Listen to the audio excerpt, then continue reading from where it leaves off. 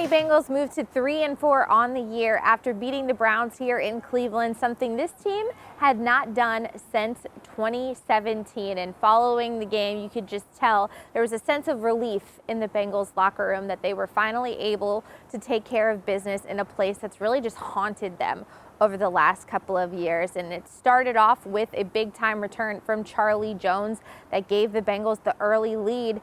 But it wasn't a pretty first half for the Bengals on offense, but they were able to settle in the second half and really get themselves going thanks to plays from Jamar Chase and T. Higgins. Joe Burrow also getting going in the second half, connecting with his receivers. But it was really the story of the Bengals defense that kept them in this game, and that has really been the reason this team has been able to win 2 games in a row. The Bengals have played much better on defense. Granted, yes, they were facing the Browns' third-string quarterback at one point with Deshaun Watson going out.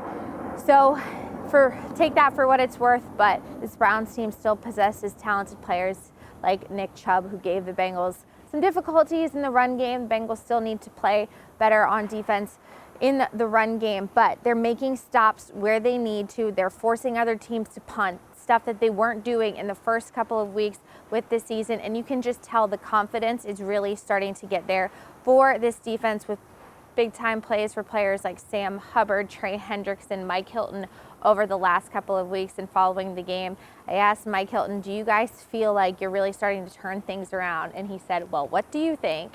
And he said it in a joking manner, but yes, they do feel like they're turning things around on defense, and Joe Burrow went out of his way to really credit the Bengals defense for their performance over the last 2 games.